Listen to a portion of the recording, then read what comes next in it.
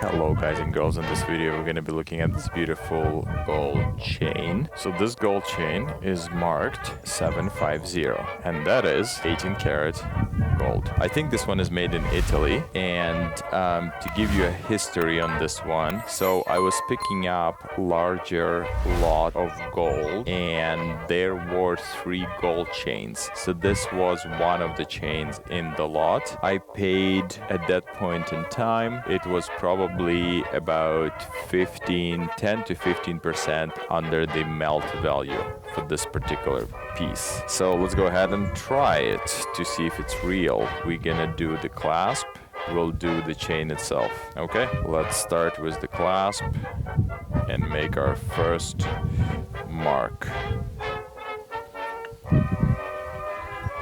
There we go, feels nice and soft, looking really good. First mark right there. Now we'll do the chain itself.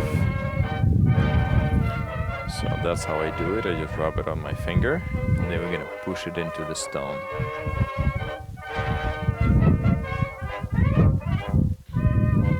That's the second mark. I hope you can see it. It's not easily visible. Let me see if I can redo it so it's a bit easy to see. I'm gonna take it like this.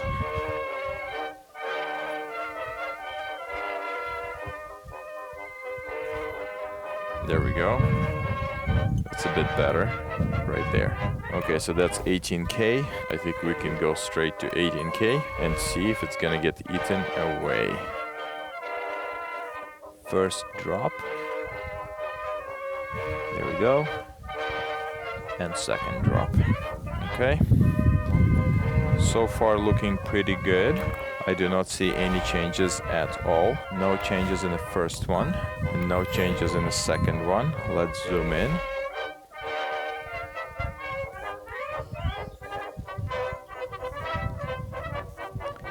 Can you see any kind of changes? Well, actually, I do see change right there. So that doesn't look like...